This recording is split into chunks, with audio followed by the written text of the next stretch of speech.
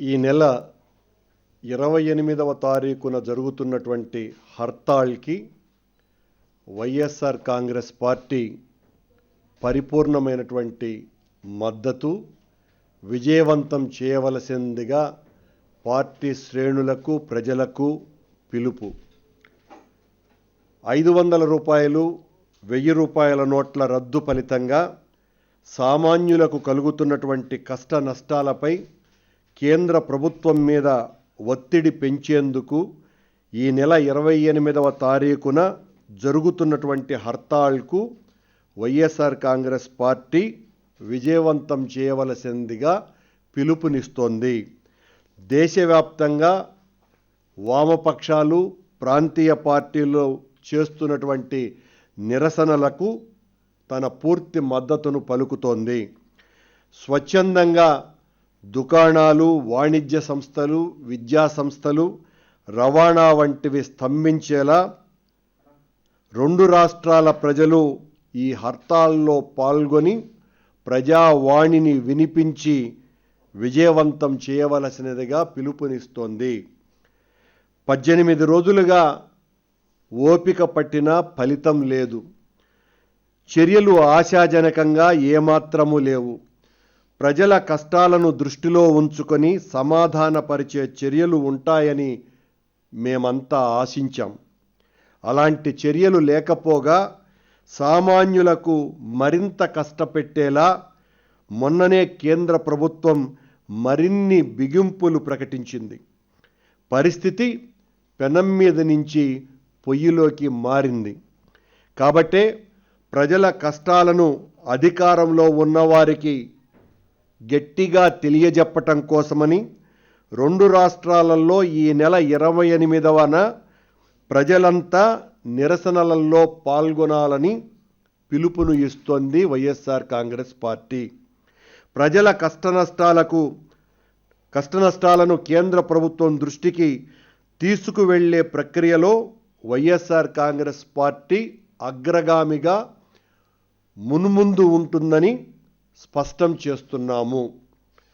500 రూపాయలు 1000 రూపాయల నోట్లను రద్దు చేయటం ద్వారా నల్లధనాన్ని, నకిలీ ధనాన్ని, ఉగ్రవాద మూలాలను తుదముట్టించాలన్న కేంద్ర ప్రభుత్వ నిర్ణయాన్ని వైఎస్ఆర్ కాంగ్రెస్ పార్టీ వెనువెంటనే స్వాగతించింది.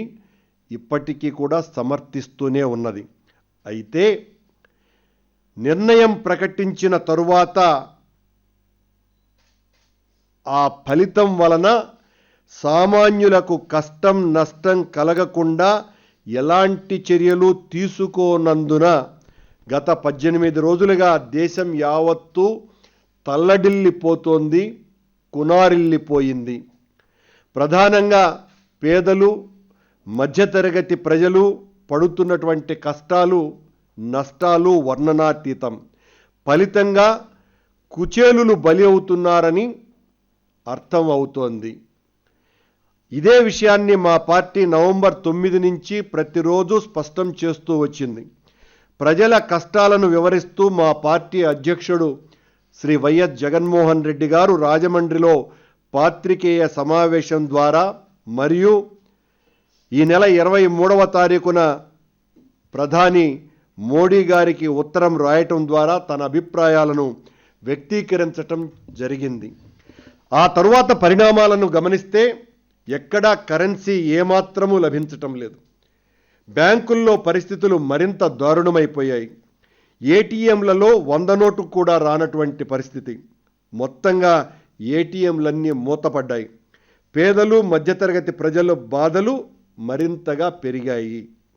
ఈ నేపథ్యంలో ప్రధానంగా తెలుగు రాష్ట్రాలలో ఉన్నటువంటి ప్రజల కష్ట నష్టాలను మనోభావాలను ఎత్తి చూపేందుకు, హైలైట్ చేసేందుకు, ప్రజలు ఎదుర్కొంటున్న సమస్యలన్నింటిపై మరోసారి కేంద్ర ప్రభుత్వం మీద తీవ్ర ఒత్తిడి తెచ్చేందుకు, ఈ సమస్యల నివారణకు సరైనటువంటి చర్యలు చేపట్టనందుకు ఈ నెల 28వ తారీఖున దేశవ్యాప్తంగా రాజకీయ పార్టీలు తలపెట్టిన హర్తాళ్లకు, ఆందోళనలకు, నిరసనలకు వైఎస్ఆర్ కాంగ్రెస్ పార్టీ పిలుపునిస్తోంది, మద్దతును పలుకుతోంది.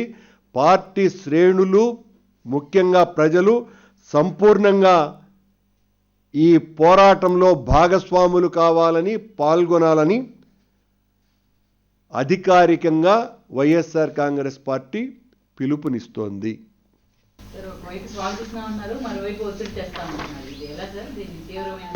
నల్లధనాన్ని వెలికి తీయటాన్ని మేమెప్పుడు కూడా స్వాగతిస్తాం. కానీ ప్రజలకు కలిగేటువంటి బాధల నివారణ చర్యలు సరిగ్గా లేకపోయినప్పుడు ఆ ప్రజల బాధని, గాథల్ని, ఆర్తిని వ్యక్తీకరించటంలో, వాళ్ళు పడుతున్నటువంటి బాధల్ని వినిపించటంలో, వాళ్ళందరి బాధను మా గొంతుక ద్వారా వినిపించటానికి వైఎస్ఆర్ కాంగ్రెస్ పార్టీ ఎల్లవేళలా సంసిద్ధురాలై ఉంటుంది.